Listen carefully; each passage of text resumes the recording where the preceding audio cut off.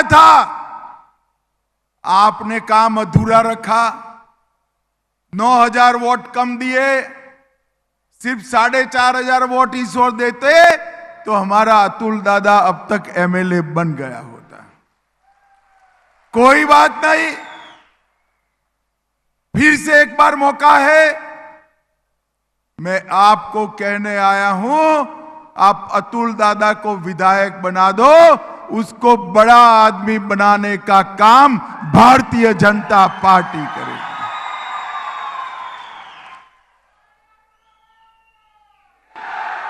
भाइयों बहनों, 2019 में भाजपा सेना युति को बहुमत मिला था, जनादेश मिला था। जनादेश के साथ विश्वासघात हुआ, मगर इस बार हम कोई गलती नहीं करने वाले हैं।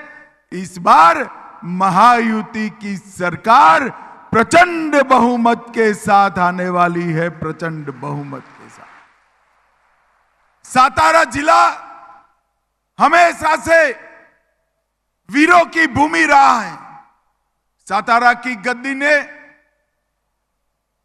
शिवाजी महाराज के, संभाजी महाराज के मृत्यु के बाद कई सालों तक औरंगजेब के दांत खट्टे करने का काम किया, और आज भी यहां से हजारों युवा मां भारती की सेना की भर्ती होकर मां भारती के लिए प्राण देने के लिए तत्पर रहते हैं। सातारा की वीर माताओं को मैं मनपूर्वक प्रणाम करना चाहता हूं, जिन्होंने अपने नौनिहालों को सेना में रक्षा के लिए भेजा है। भाइयों बहनों, नरेंद्र मोदी जी हमेशा से सेना के जवानों का सम्मान करते हैं। इंदिरा गांधी ने एक वादा किया था, 1 रैंक 1 पेंशन का। 40 साल कांग्रेस की सरकार रही, इंदिरा जी रही, राजीव जी रहे, सोनिया मनमोहन रहे, मगर 1 रैंक 1 पेंशन का वादा पूरा नहीं हुआ। वो वादा पूरा करने का काम हमारे नेता, आपके प्रिय देश के प्रधानमंत्री नरेंद्र मोदी जी ने किया, नरेंद्र मोदी जी ने। और 1,55,000 करोड़ रुपया ये 10 साल में तनख्वाह से ज्यादा 1 रैंक 1 पेंशन के तहत हमारे सेना के जवानों के और उनके परिवार के अकाउंट में भेज दिया है। और ये राहुल बाबा जो झूठ बोलने की फैक्ट्री है, वो अग्निवीर को लेकर झूठ फैला रहे हैं कि अग्निवीर सेना के जवानों को बेकार कर देगा। मैं आज यहां पर महाराष्ट्र के युवाओं को कहने के आया हूं, आप इनके झांसे में ना आइए। अग्निवीर युवाओं को बेकार कराने का कार्यक्रम नहीं है, अग्निवीर सेना को युवा करने का कार्यक्रम है। और भाइयों बहनों, मैं आज ये भूमि पर कहकर जाता हूं, जिन्होंने सालों तक देश की रक्षा करी, हिंदू पदशाही को आगे बढ़ाया, वो भूमि पर कहकर जाता हूं, महाराष्ट्र के एक एक अग्निवीर को वापिस आने के बाद भारत सरकार की सीएपीएफ और महाराष्ट्र सरकार एक एक व्यक्ति को पेंशन वाली नौकरी देगी। ये भारतीय जनता पार्टी का वादा है। और राहुल बाबा, हमारे वादे आपकी तरह नहीं होते। नरेंद्र मोदी जी जो कहते हैं वो करते हैं। भारतीय जनता पार्टी का वादा पत्थर पर लकीर होता है। कर्नाटक में चुनाव था, हिमाचल में चुनाव था, तेलंगाना में चुनाव था, आपने वादों का पिटारा खोला, चुनाव जीत गए, और अब तो खरगे जी भी कहते हैं भैया संभल कर वादा करो, पूरा नहीं होता है। जिस पार्टी का अध्यक्ष, राष्ट्रीय अध्यक्ष कांग्रेस को नसीहत दे कि हम वादे पूरा नहीं करते हैं, वो पार्टी कराड़ दक्षिण वालों के वादे पूरे कर सकती है क्या? जोर से बोलो, कर सकती है क्या? 50-50 साल से एक ही परिवार को आपने यहां से चुन कर भेजा। कराड़ दक्षिण विकास की रेस में पिछड़ गया। आज स्वयं एमएलए के इर्द गिर्द गरीबों की झोंपड़ियां हैं। मैं आज कराड़ दक्षिण को कहकर जाता हूं, एक एक गरीब को पक्का मकान देने का काम अतुल दादा करेंगे। और अतुल बाबा को भी कहना चाहता हूं, प्रधानमंत्री जी की जो आवास योजना है, इसकी प्रायोरिटी गरीब व्यक्ति है, इसमें कोई कृपा नहीं करता है। परंतु ये जो यहां से जिनको चुनकर भेजा है, वो मोदी जी की योजनाओं को नीचे नहीं लाने देते। अतुल दादा, इस बार चुनने के बाद 1 साल के अंदर ही सारे गरीबों के मकान समाप्त करना। मैं इसके लोकार्पण के कार्यक्रम में खुद आकर सारे गरीबों को अपने घर की चाबी देने का काम करूंगा। मोदी जी ने इस 14 साल के अंदर 10 करोड़ गरीबों को मकान देने का काम किया है। और इसके साथ साथ आपने तीसरी बार राजा साहब को यहां से चुनकर भेजा, मोदी जी प्रधानमंत्री बने। तीसरी बार पहली कैबिनेट में बच गए 3 करोड़ गरीबों का घर का संकल्प भी देश के नेता नरेंद्र मोदी जी ने किया। कराड़ के पास हमारे यूपी की सरकार बड़ा फ्लाईओवर ब्रिज बना रही है और अतुल बाबा भोंसले कोऑपरेटिव संस्थाओं से जुड़े हुए व्यक्ति, कृष्णा सहकारी बैंक, कृष्णा सहकारी चीनी, कृष्णा अस्पताल, इसलिए वो सबके साथ सहकारिता से काम करेंगे। इसका मुझे पूरा भरोसा है भाइयों बहनों, मुझे पूरा भरोसा है। मैं आज इस पवित्र भूमि पर आया हूं, तब आप सभी को कहना चाहता हूं, भारतीय जनता पार्टी की सरकार ने अनेक संकल्प हमारे जो 50 साल पहले लिए थे, लोग हमारा मखौल उड़ाते थे, ये संकल्प चुनावी वादे हैं, पूरा नहीं होंगे। मगर जैसे ही मोदी जी की सरकार आई, एक के बाद एक संकल्प पूरा हुआ। ये राहुल बाबा के पिताजी हमें तंज कसते थे, मंदिर वहीं बनाएंगे, तिथि नहीं बताएंगे। और भाइयों बहनों, एक कांग्रेस विरोध करती रह गई, शरद पवार विरोध करते रह गए। मोदी जी ने श्री राम मंदिर, जहां अयोध्या में प्रभु श्री राम का जन्म हुआ था, वहां उसका भूमि पूजन भी किया, उसका कंस्ट्रक्शन भी किया और जय श्री राम करते हुए प्राण प्रतिष्ठा का काम भी समाप्त कर दिया। मुझे बताओ कराड़ वालों, अयोध्या में जहां प्रभु श्री राम जन्मे थे, वहां पर मंदिर बनना चाहिए या नहीं बनना चाहिए? जोर से बोलो, बनना चाहिए या नहीं बनना चाहिए? ये कांग्रेस पार्टी 75 साल तक मंदिर को लटकाती रही, अटकाती रही, भटकाती रही। मोदी जी ने ये वादा पूरा कर दिया। भाइयों बहनों, मुझे बताओ, ये कश्मीर जो है हमारा है या नहीं? अरे जोर से बोलो, ऐसे क्या बोलते हो भाई, है या नहीं है? धारा 370 हटाई, ठीक किया या नहीं किया? जब धारा 370 हटाने का संकल्प मोदी जी ने रखा, कानून लेकर मैं संसद के सामने खड़ा हुआ, ये राहुल बाबा, शरद पवार, ममता, डीएमके सारे काऊ काऊ काऊ काऊ काऊ काऊ करते रहे, मत करिए मत करिए। मैंने पूछा भाई क्यों न करे? तो उन्होंने कहा कि खून की नदियां बह जाएगी कश्मीर। राहुल बाबा, ये नरेंद्र मोदी सरकार है, खून की नदियां छोड़ो, किसी की कंकर चलाने की हिम्मत नहीं है, कंकर चलाने। हमने 370 को हटा दिया। अभी वहां नेशनल कॉन्फ्रेंस और कांग्रेस की सरकार आई, 2 दिन पहले उन्होंने प्रस्ताव पारित किया कि 370 वापस लानी चाहिए। मैं आज आप सबके बीच में कहकर जाता हूं,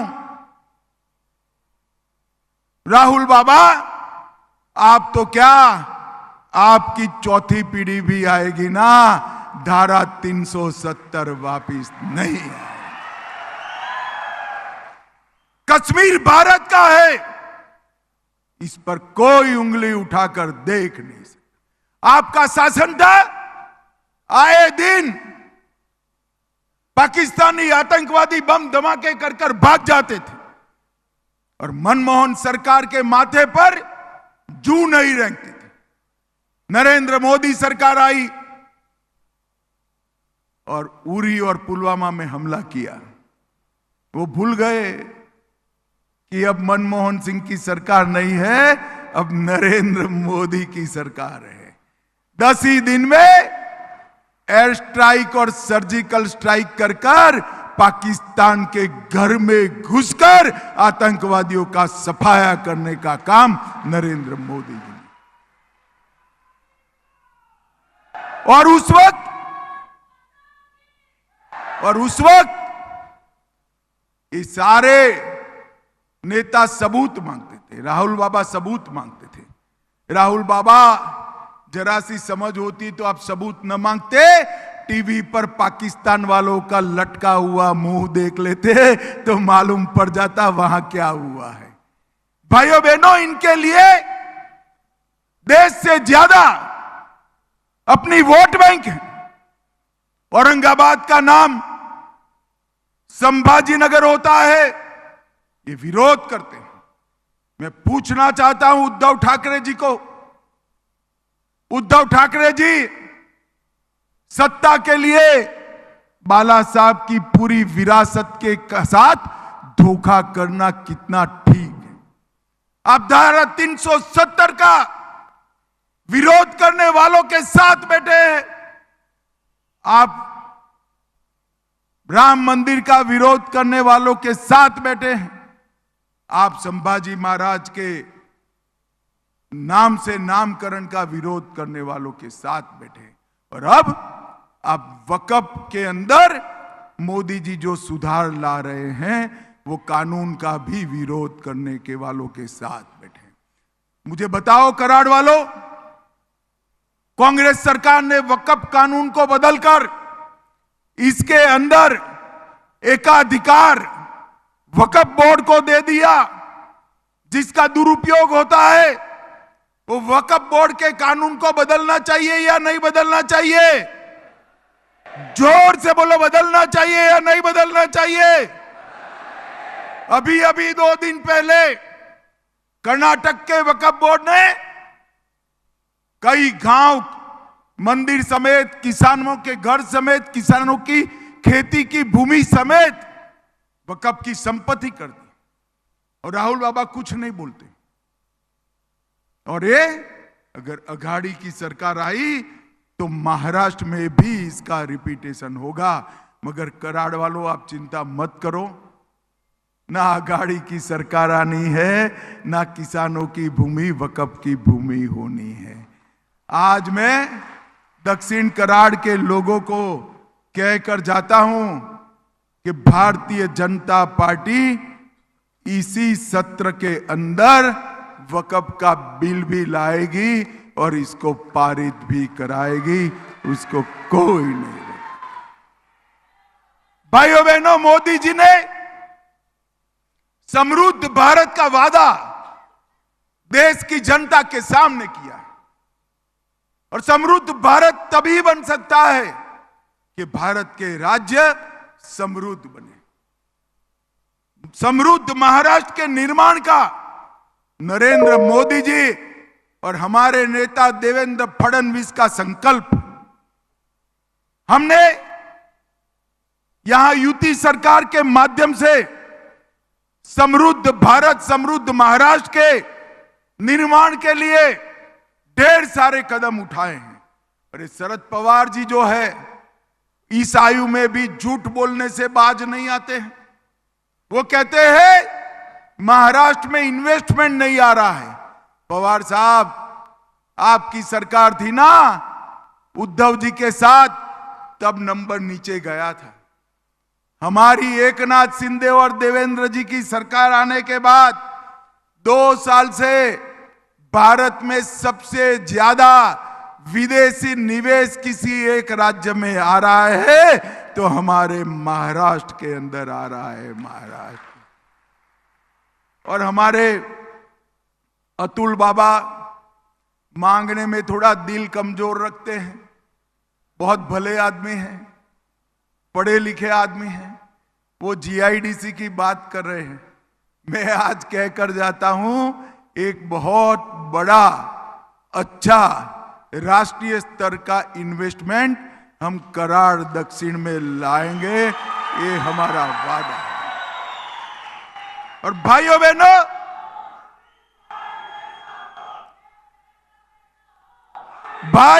भाइयों बहनों, बस बस बस भाइयों बहनों, नरेंद्र मोदी जी ने पूरे महाराष्ट्र के विकास के लिए एकनाथ जी और देवेंद्र जी के साथ मिलकर सड़कों का जाला बनाया।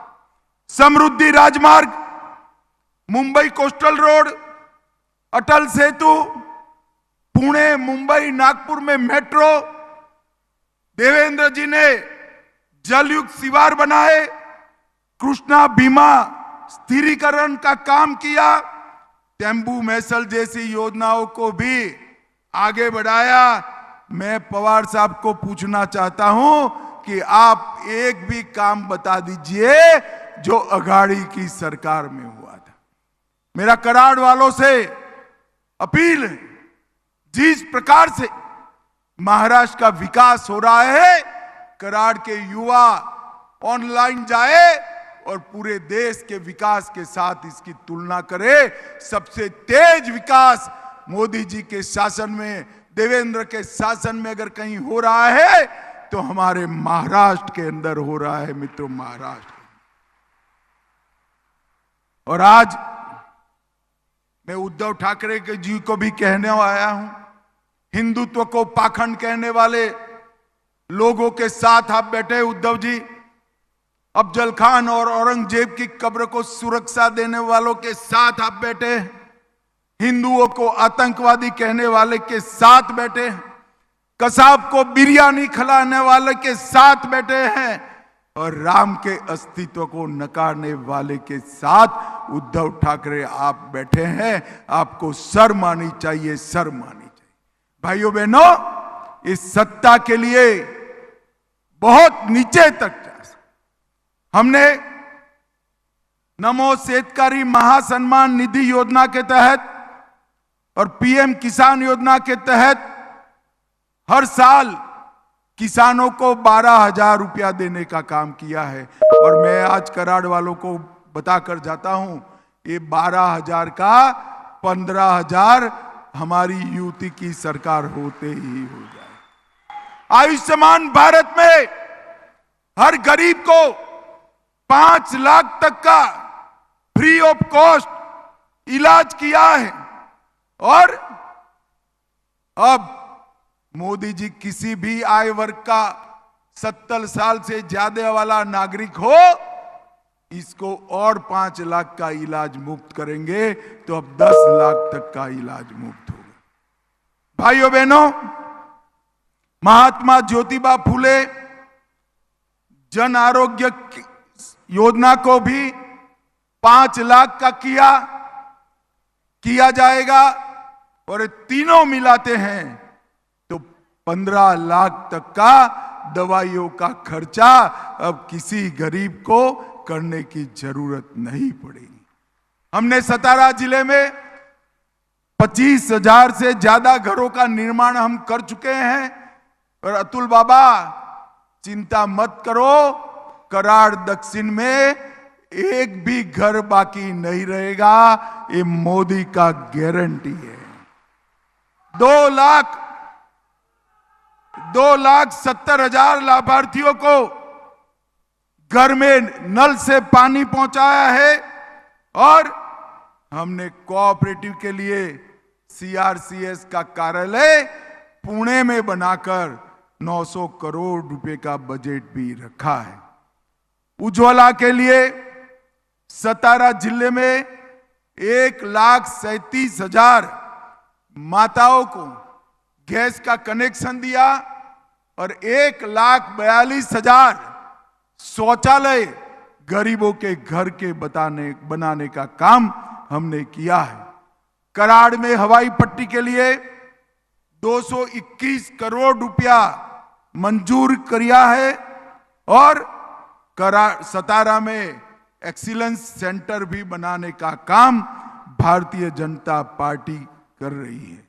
भाइयों बहनों, महाबलेश्वर हिल स्टेशन परियोजना 748 वर्ग किलोमीटर में बनाने का काम हम कर रहे हैं, जिससे महाबलेश्वर का इनके ऊपर का जो दबाव है यात्रियों का वो भी कम हो जाएगा।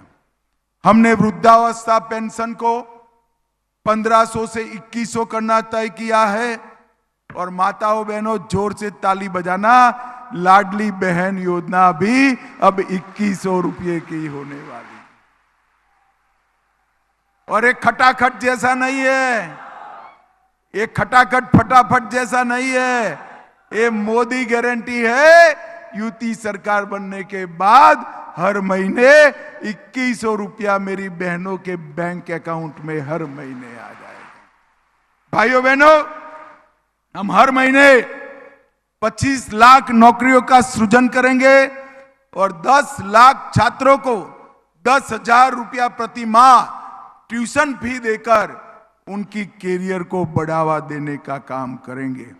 45,000 गांवों में पंडन सड़कों का निर्माण करेंगे और आंगनवाड़ी और आशा वर्करों का मासिक वेतन 15,000 तक बढ़ाने का काम भारतीय जनता पार्टी की सरकार करेगी और विजन महाराष्ट्र लेकर हम आए। मैं अंत में इस मंच पर से शरद पवार जी को और पृथ्वीराज चौहान जी को पूछने आए, आप दोनों यूपीए की सरकार में मंत्री रहे, यहां के विधायक पीएमओ में मंत्री रहे, 10 साल तक यूपीए की सरकार चली। आप जरा हिसाब लेकर आओ, कराड़ दक्षिण में महाराष्ट्र को क्या मिला। ये हिसाब किताब लेकर नहीं आते हैं, मगर भाई मैं तो बनिए का बेटा हूं, मैं हिसाब पूरा लेकर आया हूं आपको बताने के लिए। 10 साल तक शरद पवार और पृथ्वीराज चौहान मंत्री रहे, महाराष्ट्र को सिर्फ 1,91,000 करोड़ रुपया दिया। 1,91,000 करोड़। कितना दिया जरा जोर से बोलो तो भाई।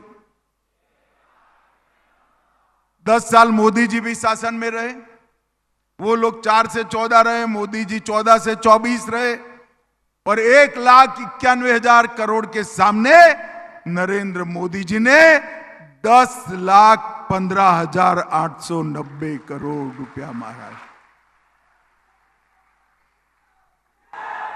और शरद पवार कह रहे कि हमें अन्याय हो रहा है। पवार साहब, महाराष्ट्र को अन्याय करने का काम अगर किसी ने किया है तो शरद पवार राणी कंपनी ने किया है और किसी ने नहीं किया है। आपने 1,91,000 करोड़ रुपया ही सिर्फ दिया। आपके समय में कोई काम नहीं हुआ। और नरेंद्र मोदी जी ने 10,15,890 करोड़ रुपया दिया। वाधवान पोर्ट एशिया का सबसे बड़ा पोर्ट बनाने का काम भी महाराष्ट्र में हो रहा है और ढेर सारे इंफ्रास्ट्रक्चर के काम भारतीय जनता पार्टी की सरकार ने शुरू किए। माताओं, भाइयों, बहनों, मैं अतुल दादा को जिताने के लिए आया हूं।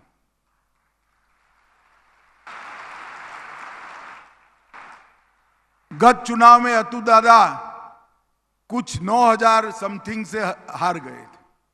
मेरे दिल में भी कसक थी, इसलिए हमारे प्रदेश अध्यक्ष को कहा था कि कराड़ दक्षिण का सभा मेरे नाम पर ही लिखना। मैं सातारा की भूमि को प्रणाम भी करूंगा और अतुल दादा के लिए अपील करूंगा। अब मैं फिर से सातारा आऊंगा, मगर अतुल दादा को जिताने के लिए नहीं, इनके विजय सरघस के अंदर आऊंगा। भाइयों बहनों, मुझे बताओ कराड़ दक्षिण वालों, आगे आओ अतुल दादा, मुझे बताओ अतुल दादा को प्रचंड बहुमत से जिताओगे? 20 तारीख को कमल के निशान पर बटन दबाओगे? महायुति की सरकार बनाओगे? मोदी जी के हाथ मजबूत करोगे? तो मेरे साथ दोनों हाथ उठाओ, उठाओ दोनों हाथ, विजय के संकल्प की मुट्ठी भींचो और प्रचंड आवाज से बोलिए, भारत माता की जय जय जय जय जय शिवाजी, जय जय जय जय जय भवानी, जय श्री राम, जय जय श्री राम। आप सभी का बहुत बहुत धन्यवाद। नमस्कार।